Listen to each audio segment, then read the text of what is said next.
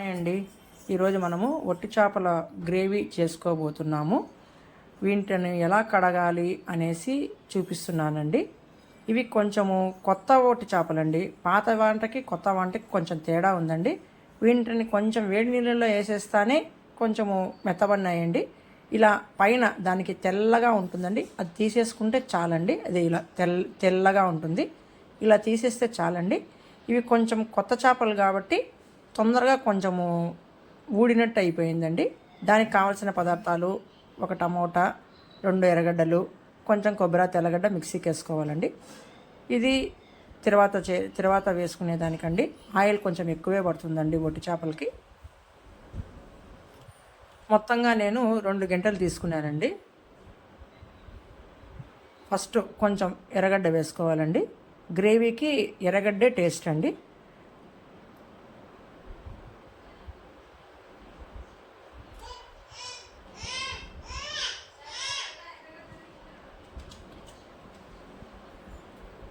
కొంచెం మెత్తబడినాక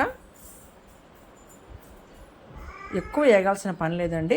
అలా కొంచెం మెత్తబడితే చాలండి, ఎక్కువ వేగినా బాగుండదండి.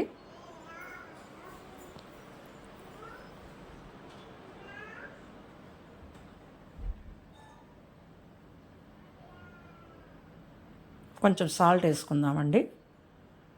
నాకు ఈ ఒట్టి చేపలకి 1.5 స్పూన్ పట్టిందండి. ఫుల్గా కాదండి, తలగొట్టి 1.5 స్పూన్ కరెక్ట్గా సరిపోయిందండి. ఇప్పుడు కడిగి పెట్టుకున్న ఒట్టి చేపలను వేసుకుందామండి. నేను 3 దోసెళ్ళు ఒట్టి చేపలు తీసుకుంటే శుభ్రం చేయంగా అంతా నాకు 1 దోసెడైనాయండి. ఇవి తీసుకునేటప్పుడు ఎక్కువగానే ఉంటాయండి. శుభ్రం చేస్తే మొత్తంగా పోయి కొంచెంగా అవుతాయండి. ఎక్కువ మంది ఉన్నప్పుడు కొంచెం ఎక్కువగానే తీసుకోండి. మేము ముగ్గురమే ఉన్నాం కాబట్టి 3 దోసెళ్ళు తీసుకుంటే 1 దోసెడైనాయండి ఫుల్లుగా. కొంచెం అంత పసుపు అండి.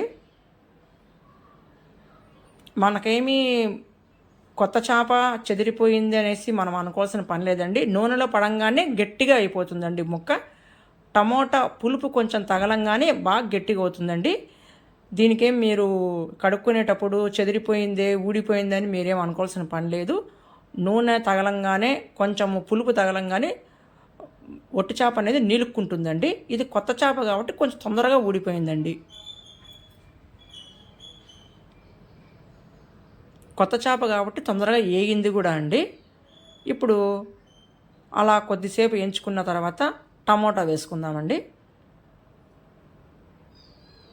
నాకు పెద్ద టమోటా ఒకటి సరిపోయిందండి.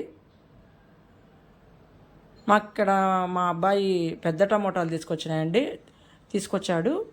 ఆపిల్ పండ్లలాగా ఉన్నాయండి. పెద్ద టమోటా కాబట్టి నాకు ఒకటి సరిపోయిందండి. మీరైతే ఒక దోసెడికి 3 దోసెళ్ళకి 2 టమోటాలు తీసుకోండి.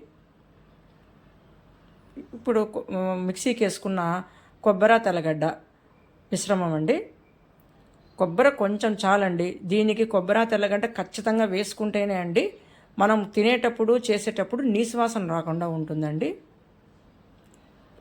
ఎక్కువ అవసరం లేదండి, కొంచెం వేసుకున్న చాలు కొబ్బరి, తెల్లగడ్డ మిక్సీకి. టమోటా అంతా బాగా మగ్గిన తర్వాత కొంచెం టమోటా మగ్గినాక కొంచెం టమోటా అట్లే ఉన్నా బాగుంటుందండి. అన్నంలో కలుపుకొని తినేదానికి చాలా బాగుంటుంది. కొంచెం స్మాష్ చేయండి, కొంచెం స్మాష్ చేయొద్దండి. నాకు 1 స్పూను మిరప్పొడి పట్టిందండి. ఎక్కువ కారం ఉంటే బాగుండదు. తలగొట్టి 1 స్పూన్ పట్టిందండి మిరప్పొడి. కొంచెం చాలండి.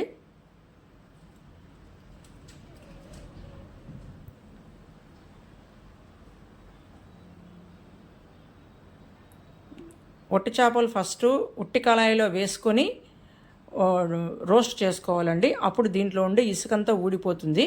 నేను అది కొంచెం స్కిప్ అయిపోయిందండి. నాకు సగం స్పూన్ ధనియాల పొడి పట్టిందండి.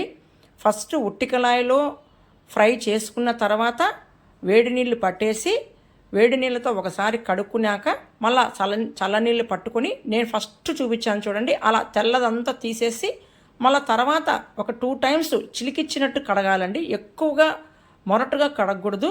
చిలికిచ్చినట్టు కడిగేసి స్మూత్గా కడగాలండి. కడిగేసి పక్కన పెట్టుకున్నాక ఇది మనం ఈ కర్రీ తయారు చేసేది మొదలు పెట్టాలండి. నేను ఫస్ట్ అది పెడదాం అనుకున్నానండి, అది స్కిప్ అయిపోయింది ఎలా కడిగేది.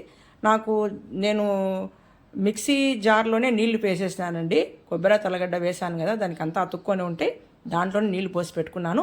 నాకు మిక్సీ గిన్నె నీళ్లు పట్టాయండి. కొత్త చేప కాబట్టి ఒక మిక్సీ గిన్నె నీళ్లు పట్టాయండి, చిన్న మిక్సీ గిన్నె నీళ్లు. మామూలుగా పాత చేప అయితే కనుక దీనికి ఖచ్చితంగా ఒక చెంబు నీళ్లు పడతాయండి.